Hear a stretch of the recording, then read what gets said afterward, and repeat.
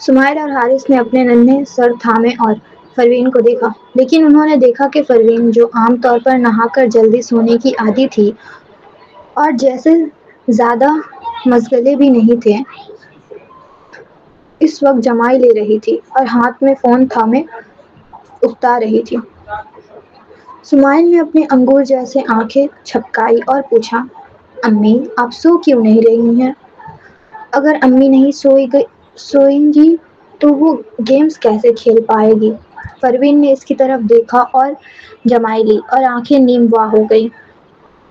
اگر وہ اب بھی نہ آیا تو وہ تو یہیں سو جائے گی۔ اچانک حارث نے پوچھا، امی کیا آپ ابو کی خبر کا انتظار کر رہی ہیں؟ پروین، اس کی آنکھیں فوراً کھل گئی۔ اس نے حارث کی طرف دیکھا اور ہلکی سی کھانسی کی۔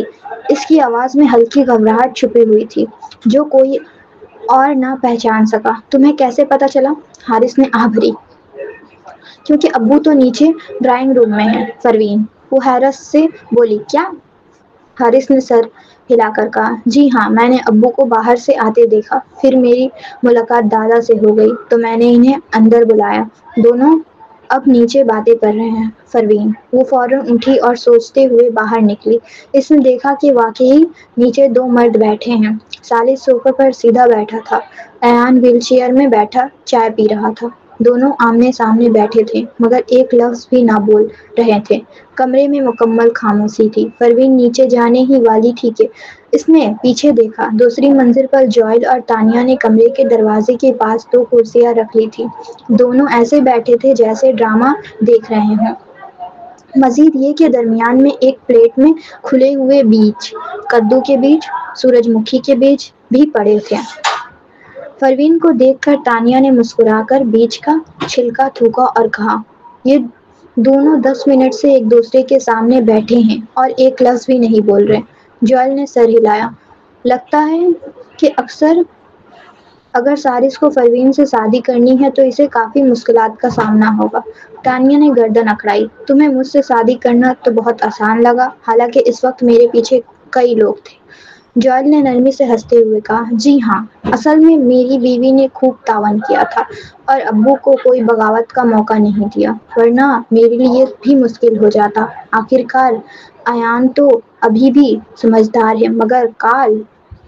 اس سے پہلے کہ وہ جملہ مکمل کرتا تانیہ نے گھور کر دیکھا۔ تم کہنا کیا چاہتے ہو؟ جوئل نے فوراً لہجہ بدلا۔ کال سیدھے سادے ہیں، ایان جیسے سوچ بچار والے نہیں۔ تانیہ مطمئن ہوئی۔ ہاں، اب ٹھیک کہا۔ یہ کہہ کر اس نے ایک مٹھی بیج اٹھا کر جوئل کے ہاتھ میں ڈال دیے۔ جوئل مسکرا کر انہیں چھیلنے لگا اور بیج اس کے منہ میں رکھ دیے۔ دونوں قریب قریب بیٹھے تھے اور منظر نہایت محبت بھرا تھا۔ پروین نے منہ بنایا اور نیچے اتر گئی۔ نیچے اترتے ہی اس نے سنا کہ ثالث کہہ رہا تھا، انکل ایان، کیا آپ کو مجھ سے کچھ کہنا ہے؟ میں آج یہاں آیا ہوں بچوں کو دیکھنے، ایان نے عام سے انداز میں کہا۔ اگر مجھے کچھ کہنا ہی نہیں تو کیا تم میرے ساتھ تھوڑی دیر بیٹھ نہیں سکتے؟ ثالث نے جواب دیا، جی بالکل بیٹھ سکتا ہوں۔ اس نے اپنا کالا سوٹ درست کیا۔ اگر آپ کو میرا ساتھ چاہیے تو جتنا وقت چاہے، میں فارغ ہوں۔ ایان کھنس گیا۔ اس کی ضرورت نہیں، بس کبھی کبھار تنہائی محسوس ہوتی ہے، کسی کا ساتھ چاہیے ہوتا ہے۔ ویسے بھی اسے اوپر جانے کی اجازت نہیں تھی۔ ثالث نے ہلکی کھانسی کی اور بولا، کوئی مسئلہ نہیں، اگر رات زیادہ ہو گئی تو میں یہیں رک جاتا ہوں۔ رات بھر آپ کے پاس پہرا دوں گا۔ ہاں، کون جانے آدھی رات کو وہ کس کمرے میں پہنچ جائے گا۔ ایان نے دل ہی دل میں سوچا اور کہا، اس کی ضرورت نہیں، میں پہرے کا عادی نہیں۔ ثالث آگے جھک کر اس کے لیے چائے انڈیلی۔ ایان نے گھونٹ لیا تو ثالث نے کہا، انکل ایان، میری دادی کے بارے میں آپ سے معافی مانگتا ہوں، لیکن فکر نہ کریں، میں ضرور انہیں پروین کو عزت دینے پر راضی کر دوں گا۔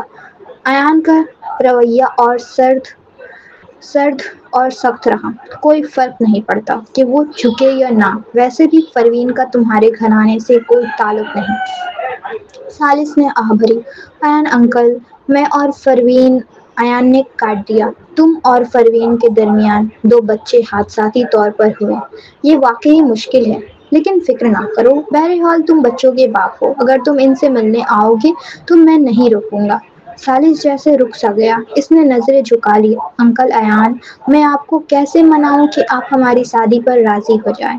ایان نے تیوری چڑھائی اور اس کی خالی خامی گنوانے لگا۔ مہدی خاندان کے اندر آپس میں جھگڑے ہیں، سائیڈ فیملی ہمیشہ تمہارے خلاف ہے، اور تمہاری وہ دادی بھی آسان نہیں۔ پروین اگر تم سے شادی کرے تو یہ سب مسئلے اس کے گھیر لیں گے۔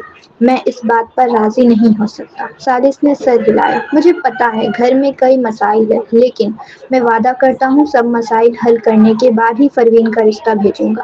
ایان نے کہا، جب وقت آئے گا تب بات ہوگی، ابھی کے لیے اگر کچھ اور نہیں ہے تو تم جا سکتے ہو۔ سالس نے آہستہ سے سر جھکایا، اس کے چہرے پر مایوسی اور نرمی جھلک رہی تھی۔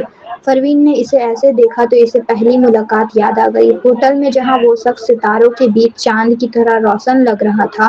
کال کے سامنے وہ رعبدار مسکراہٹ دیتا تھا، مگر ایان کے سامنے خاموش سے تنقید سہ لیتا۔ پروین نے نظریں جھکائی اور کہا، سمائل کو آپ کی یاد آ رہی تھی؟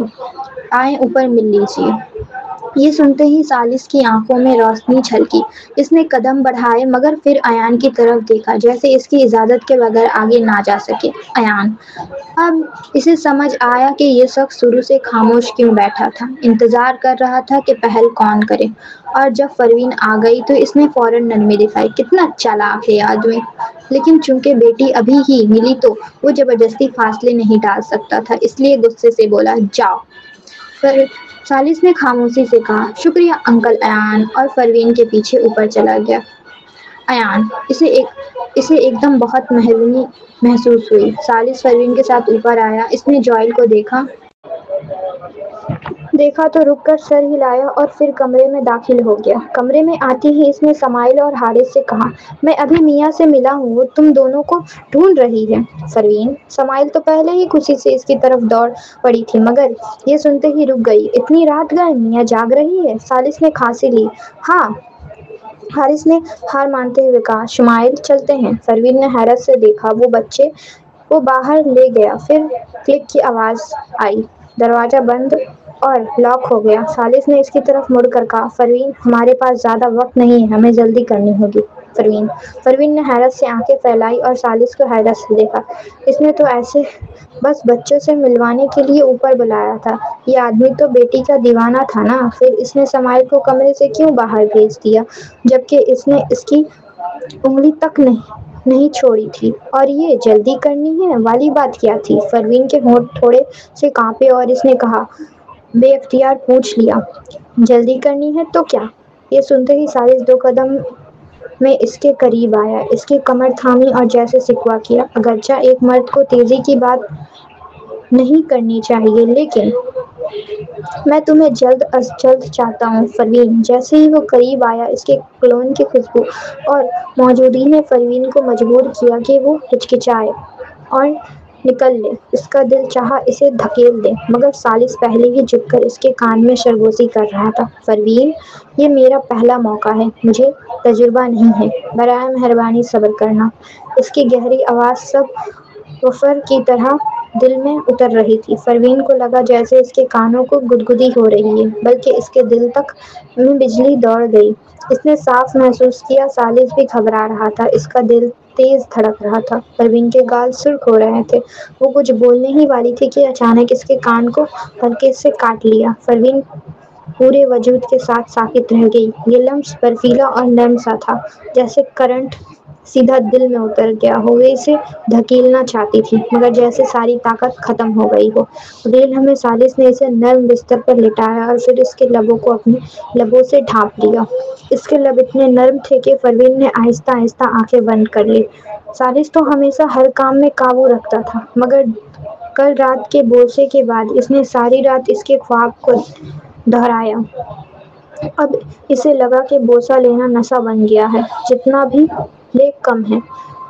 نیچے ایان نے 10 منٹ تک بیٹھائے رکھا، اس کے دل کی بے چینی بڑھ گئی تھی۔ جیسے ہی وہ اوپر آیا، اس کی صبر کا پیمانہ لبریز ہو گیا۔ پروین کو لگا جیسے اس کا سانس کھینچ لیا گیا ہو، وہ گھبراہٹ اور کمزوری سے لبریز ہو گئی۔ وہ تو پہلے ہی ماں بن چکی تھی، مگر یہ اس کی زندگی میں پہلی بار تھا وہ کسی مرد کے اتنے قریب تھی۔ وہ لمحہ جاری رہا کہ ٹھک ٹھک دروازے پر دستک ہوئی۔ وہ دونوں چونک کر الگ ہوئے۔ پروین نے موبائل دیکھا۔ وہ آدھا گھنٹہ بوسہ لیتے رہے لیکن اسے لگا جیسے صرف 1 منٹ گزرا ہو۔ چالیس نے آہستہ سانس بھری۔ وقت کتنا تیزی سے گزر گیا۔ میں نے بھرپور فائدہ اٹھایا مگر پھر بھی کم لگ رہا ہے۔ پروین ٹھک ٹھک دروازہ پر دوبارہ دستک ہوئی۔ ایان کی آواز آئی، پروین۔ پروین نے گھبرا کر چالیس کو دھکیل دیا اور سیدھی ہو کر بیٹھ گئی۔ اس نے چند گہرے سانس لیے اور پھر اس کے گھورنے کے بعد دروازہ کھولا۔ باہر ایان سخت چہرے لیے کھڑا تھا۔ اس کے پیچھے سمیل اور حارث کھڑے تھے۔ سمیل نے کہا، ڈیڈی جھوٹ بولے، میاں تو سو گئی ہے۔ ممی ڈیڈی آپ دونوں اندر کیا کر رہے تھے؟ پروین نے بات بدلنی چاہی لیکن حارث نے پوچھ لیا، کیا آپ دونوں ہمارے لیے اور بہن بھائی بنا رہے تھے؟ پروین وہ کھانس گئی اور اس کے چہرے پر سرخی دوڑ گئی۔ نہیں ایسا کچھ نہیں تھا۔ پیچھے تانیہ اور جوئل تماشا دیکھ رہے تھے۔ تانیہ کی نظریں پروین کے ہونٹوں پر جم گئی تھی اور اس کے چہرے پر ایک جاننے والا سا مسکراہٹ ابھرا۔ حارث نے ماتھا سکوڑا۔ وہ نہیں تھا۔ میاں نے کہا کہ اس کے والدین اس کے کمرے سے باہر بھیجتے ہیں تاکہ وہ اس کے لیے بھائی بہن بنا سکے، اس لیے میں نے سوچا کہ ممی اور ڈیڈی بھی ایسا کر رہے ہیں۔ تانیہ، جوئل، یہ بات ان پر کیسے آ گئی؟ تانیہ کا چہرہ لال ہو گیا۔ اس نے جوئل کو گھورا اور پھر غصے میں باہر نکل گئی۔ جوئل فوراً پیچھے گیا۔ تانیہ ناراض مت ہو۔ تانیہ کی آواز سنائی دی، یہ سب تمہاری غلطی ہے، تم نے بچے کو ایسی باتیں سکھائی۔ باقی بچے وہیں کھڑے تھے۔ پروین نے سمجھ لیا کہ حارث نے اسے بچانے کے لیے یہ بات کی تھی۔ واقعی یہ بچہ چالاک ہے۔ جبکہ تانیہ اور جوئل تو جیسے کرسی اور آپ کران کے ساتھ سو دیکھا۔ پروین کے ہونٹوں پر ہلکی سی مسکراہٹ آئی اور پھر اس نے ایان کی طرف دیکھا۔ ایان غصے سے چالیس کو گھور رہا تھا۔ تم دونوں اندر کیا کر رہے تھے؟ جدید اور متبادل میڈیسن پر بات کر رہے تھے، چالیس نے فوراً کہا۔ ایان کو یقین نہیں آیا۔ اس نے پوچھا، بس یہی؟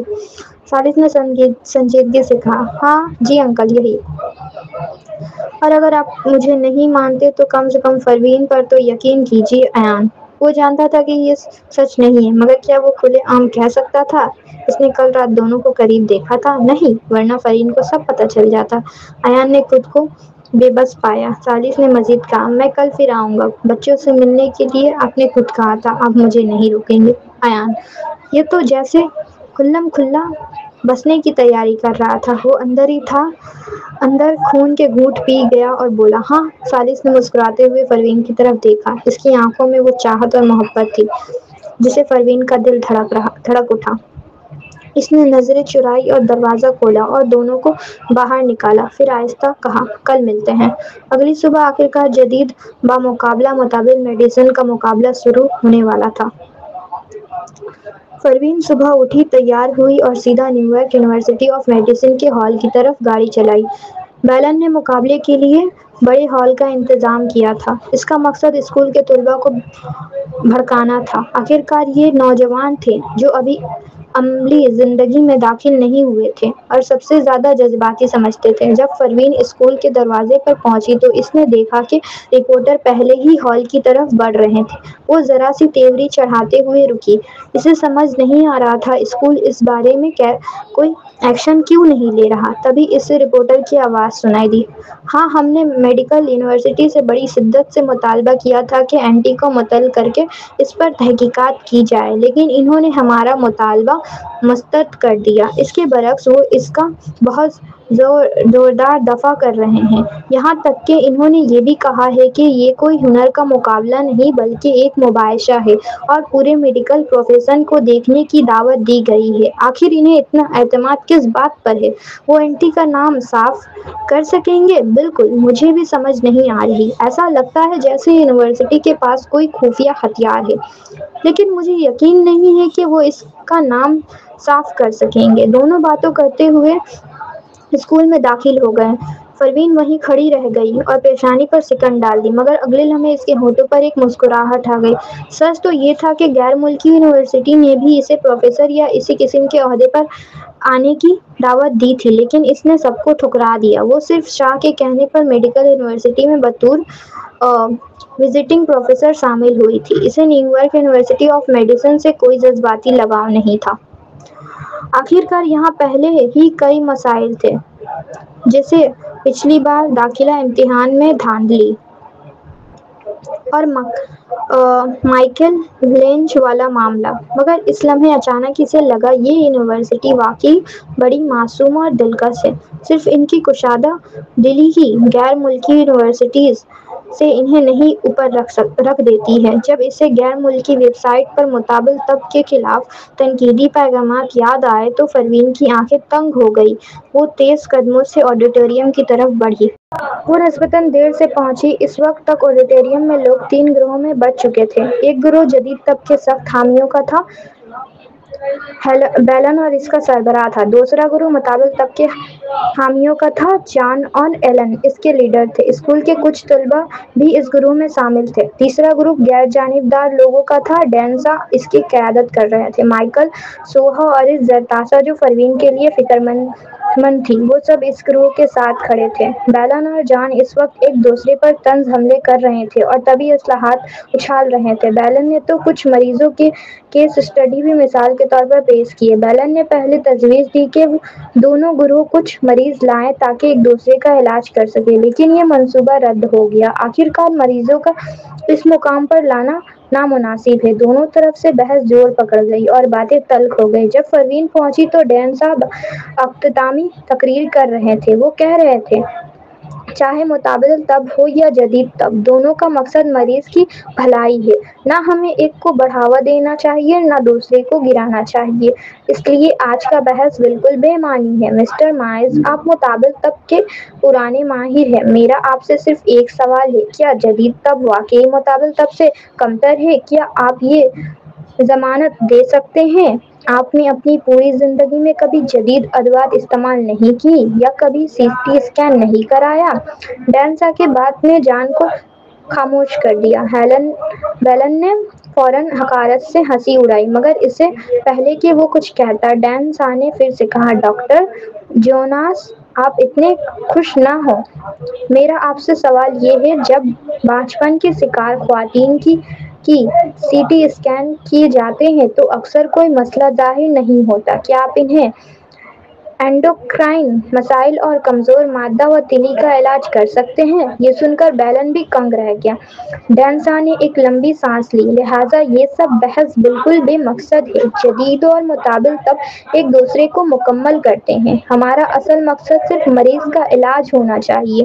تب اور اب تک دونوں صرف کی گرما بحث سن چکے تھے، وہ بھی اس پر غور کرنے لگے۔ یوں دونوں جانب جھگڑے وقتی طور پر تھم گئے۔ پروین نے محسوس کیا کہ شاہ نے بڑی خوبصورتی سے معاملہ کو سنبھالا ہے، مگر اچانک جان نے حملہ کیا۔ ڈینسا، آپ نے جو کچھ کہا درست ہے، لیکن یہ سب تنازع اینٹی کی وجہ سے شروع ہوا ہے، جو آپ کی یونیورسٹی کی وزٹنگ پروفیسر ہے۔ اگر آپ اس نے یہ تکبرانہ دعویٰ نہ کیا ہوتا کہ جدید طب متبادل طب سے بہتر ہے، یہ سب کہاں سے ہوتا؟ ایلن نے بھی سر ہلایا۔ جی ہاں، یہاں موجود سب لوگ اپنے اپنے میدان کے ماہر ہیں، مگر صرف اس کی ایک بات نے سب کو لڑا دیا۔ اس سب کی ذمہ داری اینٹی ہے۔ بیلن نے فوراً بولا، جی ہاں، میں بھی اینٹی کی باتوں سے متاثر ہو کر متبادل طب کو چیلنج کرنے آ گیا تھا۔ اب سوچتا ہوں تو مجھے شرم آتی ہے۔ مسٹر مائرز، میں نے بہت جلد بازی کی۔ جان نے ہاتھ اٹھا کر کہا، تم ابھی جوان ہو، اس لیے یہ سب قابل فہم ہے، لیکن اصل مجرم کو چھوڑ دینا ناانصافی ہوگی۔ بیلن اور ایلن دونوں اس سے متفق ہو گئے۔ جی ہاں، اینٹی کو ضرور سزا ملنی چاہیے۔ اب تک معاملہ اس تک پہنچ تک گیا ہوگا، لیکن اینٹی کو سزا دینا سب کے لیے ایک تسلی بخش جواب بنتا۔ پروین بھیڑ میں کھڑی بازو باندھ کر دیکھتی رہی۔ اگلے ہی لمحے ڈینسا نے ہاتھ ہلایا اور کہا، چونکہ حالات یہاں تک پہنچ گئے ہیں تو میں سب کو اصل بات بتا دیتا ہوں۔ سچ یہ ہے کہ اینٹی کو وہ باتیں کہنے کے لیے میں نے کہا تھا۔ یہ سن کر پروین چونک گئی۔ ڈینسا نے کہا، گزشتہ برسوں میں جدید اور متبادل طب کے درمیان لڑائیاں بڑھتی جا رہی تھیں۔ میں ہمیشہ چاہتا تھا کہ ایک مباحثہ ہو اور سب سامنے آ کر اپنی رائے دیں، مگر میرے پاس نہ تو کوئی خاص مقام ہے اور نہ میری باتوں کی اہمیت، اس لیے میں نے ایسا طریقہ سوچا۔ اینٹی کو متنازع بتا کر کہنے کو کہا تھا۔ سب بھڑک اٹھے اور دیکھو، سب آ گئے۔ پروین، طلباء کچھ محقق تو لگے مگر کسی نے زیادہ کھوج نہیں کی۔ پروین مسکرا دی۔ اس نے سوچا نہیں تھا کہ ایسا طریقہ نکالے گا۔ لگتا تھا کہ اب اسے اپنی شناخت ظاہر کرنے کی ضرورت نہیں رہی۔ یہ اس کے لیے اچھا تھا۔ یوں مطابل تب کہ وہ ضدی بزرگ اب اس کے پیچھے نہیں پڑیں گے۔ لیکن یہ سوچ ابھی بنی ہی تھی کہ ایک آواز گونجی، ڈین صاحب، صرف ایک وزٹنگ پروفیسر کی حفاظت کے لیے آپ اتنی کوشش کر رہے ہیں۔ پروین نے بھویں سکیڑی اور ادھر دیکھا مگر بولنے والے کو پہچان نہ سکی۔ تبھی ایک آڈیو ریکارڈنگ بجنے لگی۔ سر، اس موقع پر چاہے اینٹی وضاحت دے بھی دے اور اس نے ایسا کوئی بات نہیں کی، یہ سب بے معنی ہوگا، کیونکہ نہ ہم اس موقع کو ایک مباحثے میں بدل دیں اور پھر کہیں یہ سب میرا آئیڈیا تھا۔ یہ ڈین شاہ کی آواز تھی۔ پھر پرنسپل کی آواز آئی، ساتھ تم پر یہ بوجھ آ جائے گا۔ نہیں، کوئی مسئلہ نہیں، اسکول اور اینٹی کے لیے میرا فرض ہے۔ ریکارڈنگ روم ختم ہوئی تو پورا آڈیٹوریم لمحے بھر کے لیے ساکت ہو گیا۔ پھر ایک دم شور مچ گیا۔ چھوٹے ڈین شاہ، ایک بدکردار پروفیسر کو بچانے کے لیے آپ نے یہ سب کیا؟ نیویارک یونیورسٹی آف میڈیسن ملک کی بہترین یونیورسٹی ہے مگر اتنی گندگی، یہ سب تو دھوکہ ہے۔ ہائے اللہ، یہ سب ایک فریب ہے۔ طلباء مشتعل ہو گئے، جدید طب والے بھی اور متبادل طب والے بھی، سب چیخنے لگے، اینٹی کو نکالو، اینٹی کو یونیورسٹی سے نکالو۔ سوہا اور جرثاثا چیخ اٹھی، اینٹی نے ایسی کوئی بات نہیں کی، کوئی اسے بدنام کر رہا ہے۔ مگر فوراً جواب آیا، ہم میں سے کچھ نے اپنی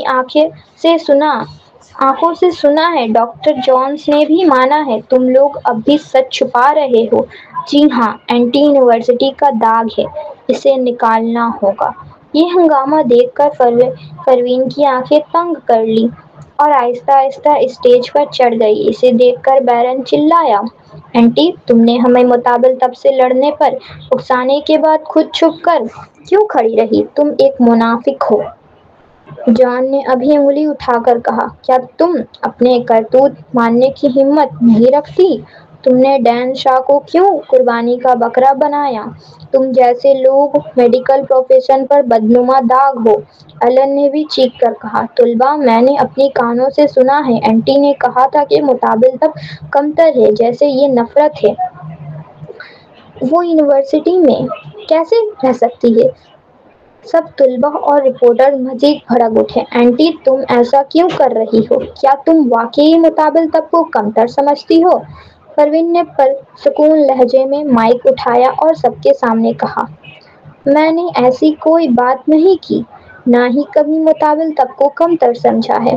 میرے نزدیک جدید اور متبادل طب دونوں بیماریوں کا علاج کے طریقے ہیں، نہ ایک دوسرے سے بہتر ہے اور نہ ہی کمتر۔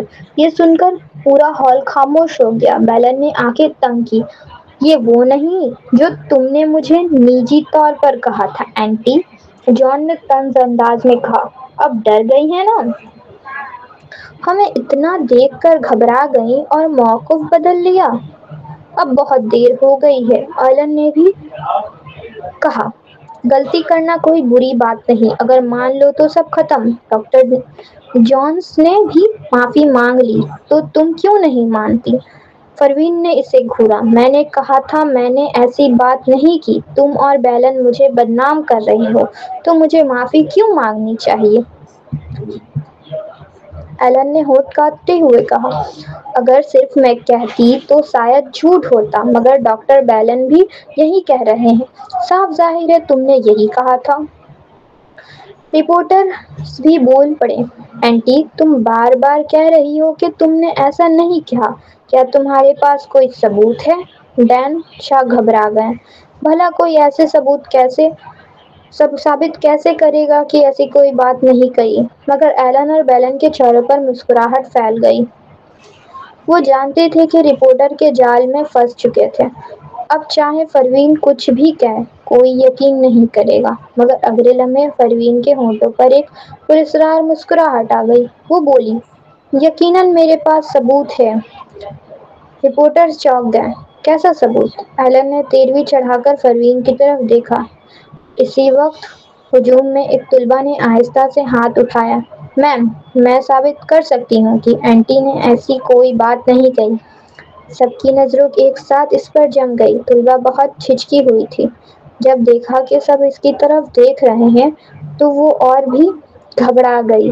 اس نے نکل کر کہا، میں اس دن اسی اسپتال میں انٹرن شپ کر رہی تھی اور مجھے ڈاکٹر ملر اور ڈاکٹر آنٹی کی گفتگو سننے کا اتفاق ہوا۔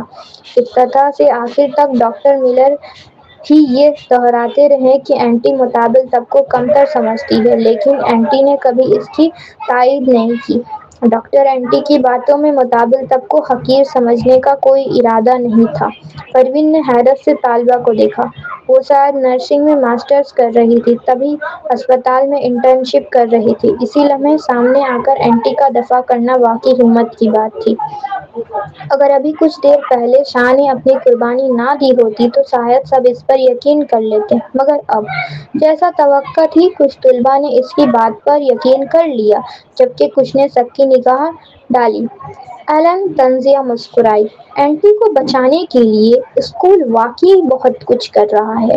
ڈین جھوٹ بول رہا ہے اور اب طلباء بھی ساتھ دے رہے ہیں۔ ہال میں شور مچ گیا۔ طلباء کی آنکھیں سرخ ہو گئیں۔ میں جھوٹ نہیں بول رہی، جو کہا سچ ہے۔ واقعی آپ لوگوں کو مجھ پر یقین کرنا چاہیے۔ مگر اس کے ارد گرد بس چند ہی لوگ کھڑے ہوئے، باقی سب یوں پیچھے ہٹ گئے جیسے وہ کوئی وبا ہو۔ ایلن نے ایک بھاری سانس لی۔ اس کا انداز باقی طلباء کو اور بھی بدگمان کر گیا۔ طلباء نے ہونٹ کاٹے۔ میں قسم کھاتی ہوں جو کہا سچ ہے، ورنہ میں ساری زندگی کبھی شادی نہیں کروں گی۔ اس کی قسم والی سخت تھی۔ کچھ طلباء اس پر یقین کرنے لگے، کچھ تذبذب میں پڑ گئے، مگر جان نے طنزیہ کہا، قسم! آج کل کالج کے طلباء اتنے توہم پرست ہو گئے ہیں۔ یہ سن کر طلباء کی آنکھوں سے آنسو بہہ نکلے۔ میں توہم پرست نہیں ہوں، میں صرف اپنی سچائی دکھانے کے لیے یہ قسم کھا رہی ہوں۔ میں واقعی سچ بول رہی ہوں۔ آخر کیا کروں کہ آپ سب یقین کر لیں؟ پاس کھڑے ایک نے کہا، کیا تم یہ سب اس لیے کہہ رہی ہو کہ آنٹی نے تمہاری کوئی فائدہ دیا ہے؟ پہلے کیوں نہیں بولی؟ طلباء نے لب دبائے۔ سب آنٹی کو برا بھلا کہہ رہے تھے۔ میں نے ہاسپٹل میں بھی آنٹی کے حق میں بات کی، مگر کسی نے نہیں سنی۔ میں ڈری ہوئی تھی۔ جب سوہا نے آنٹی کے حق میں بات کی تو سب طلباء نے اسے بھی تنہا کر دیا۔ مجھے ڈر تھا کہ میرے ساتھ بھی ایسا ہوگا، لیکن اب مجھے یہ سب اتنا سنجیدہ نہیں لگتا۔ ہم صرف ایک ایسی بات کی وجہ سے آنٹی کو یونیورسٹی سے نکال سکتے ہیں۔ مجھے اندازہ نہیں تھا معاملہ اتنا بگڑ جائے گا۔ یہ کہہ کر وہ اتنی دلگرفتہ ہوئی کہ رونے لگی۔ ایلن نے ایک اور سانس لی اور بولی، محترمہ، آپ کو اس کا دفاع نہیں کرنا چاہیے۔ یہ معاملہ آنٹی کے رویے کا ہے۔ ہر یونیورسٹی اب جدید اور متبادل طبقوں ملا کر پڑھانے پر زور دے رہی ہے۔ ہماری یونیورسٹی نے اس پر ایک نیا شعبہ بھی کھولا ہے اور یہاں وہ دونوں کے درمیان اختلافات کو ہوا دے رہی ہے۔ یہ بالکل ناقابل قبول ہے۔ آپ کیوں ایسی استاد کا دفاع کر رہی ہیں؟ یہ زبانی حملے طلباء کو ذہنی ٹوٹ پھوٹ کے قریب لے آئے۔ میں واقعی اس کا دفاع نہیں کر رہی ہوں، جو کہا وہ سچ ہے۔ بیلن نے بھی آہ بھری۔ اچھا، اسے مزید کونے میں مت دھکیلو۔ مان لیتے ہیں کہ ہسپتال میں آنٹی ڈاکٹر ملر سے ایسا کچھ نہیں کہا، مگر یہ بات اس نے مجھ سے کہی تھی۔ اب ٹھیک ہے؟ وہ پروین کی طرف دیکھ کر بولا، ڈاکٹر آنٹی، میں ہمیشہ سے آپ کا مداح رہا ہوں، آپ کو اپنا آئیڈیل سمجھتا رہا ہوں۔ میں اس بار امریکہ واپس بھی آپ سے ملنے آیا تھا، لیکن ابھی جب میں نے متبادل طب کے ماہرین سے بحث کی تو مجھے اپنی ناسمجھی کا احساس ہوا۔ ہمیں یہ سوچنا ہی غلط تھا۔ سچ کہوں تو غلطی مان لینا برا نہیں۔ سائنس ہمیشہ مواضع سے آگے بڑھتی ہے۔ آپ اتنی ضدی کیوں ہو رہی ہیں؟ پھر اس نے شاہ کی طرف دیکھا۔ ڈین بھی آپ کا دفاع کر رہا تھا۔ اگر آپ معافی مانگ لیں تو سب آپ کو معاف کرنے پر تیار ہیں۔ پروین، وہ دراصل اپنی مرضی مسلط کر رہا تھا۔ پروین کے ہونٹ ذرا سے ہلے۔ وہ تو عام طور پر سست رہتی تھی مگر بیلن کی زبان کے جال کو فوراً بھانپ گئی۔ اس نے جمائے لی۔ اب اسے سمجھ آیا کہ اصل میں یہ سب اسے معافی منگوانا چاہتے تھے تاکہ وہ خود بخود اسکول سے باہر نکل جائے۔ اگر وہ تسلیم کر لیتی تو یہ طلبہ بھی جھوٹی ثابت ہوتی۔ سا چونکا۔ یونیورسٹی کا دین تھا۔ اس کا کردار کشی زیادہ سے زیادہ سرگوشیوں میں رہتی، کوئی کھل کر کچھ نہیں کہتا، لیکن اس بچی کی زندگی اجیرن ہو جاتی۔ اسی وقت جان نے بھی کہا، پروین، تم مرو زمرد پاشا کی بیٹی ہو۔ تمہیں مطابل طب میں ہمارا جونیئر سمجھا جاتا ہے۔ اگر تم غلطی مان لو تو ہم تمہیں ایک اور موقع دینے کے لیے تیار ہیں۔ تمہاری ماں مطابل طب کے دائرے میں بڑی نامور شخصیت تھی مگر تم نے مطابل طب کو چھوڑ کر جدید طب کو کیوں اپنایا؟ بس معافی مانگ لو مطابل طب کی طرف سے، میں تمہیں معاف کر دوں گی۔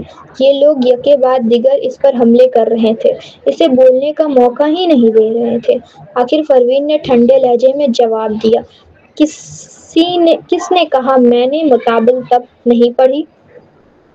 اس کی بات سنتے ہی ہال میں سناٹا چھا گیا۔ جان کے پیشانی پر سکنیں ابھری۔ اسی لمحے آڈیٹوریم کے دروازے پھر سے کھلے۔ سب کی نظریں ایک ساتھ ادھر گھومیں۔ ایک 60 سالہ شخص اندر داخل ہوا۔ وہ تندرست، پرسکون اور شفیق نظر آ رہا تھا۔ وہ سلیوٹر کا بیٹا تھا۔ اگرچہ وہ دنیا کی چوٹی کے معالجین میں شمار نہیں ہوتا تھا مگر دوسروں کے مقابلے میں بہت نمایاں تھا۔ پھر سلویسٹر کی حیثیت کی وجہ سے اس کی بھی بڑی اہمیت تھی۔ اسے دیکھ کر جان اور ایلن تیزی سے آگے بڑھے۔ مسٹر زیب، آپ یہاں کیسے؟ سلویسٹر کے بیٹے نے مسکرا کر کہا، مجھے خبر ملی ہے یہاں جدید اور مطابل طب پر مباحثہ ہو رہا ہے۔ والد تھوڑا فکر مند تھے اس لیے مجھے بھیجا کہ دیکھوں۔ جان نے سر ہلایا، پھر پروین کی طرف اشارہ کر کے کہا، مسٹر زیب، آپ نے دیکھا نا، یہی وہ لڑکی ہے جو پچھلی بار زیب کے گھر گئی تھی۔ اس نے کھلے عام کہا کہ مطابل طب جدید طب سے کمتر ہے اور اب بھی اپنی غلطی ماننے کو تیار نہیں۔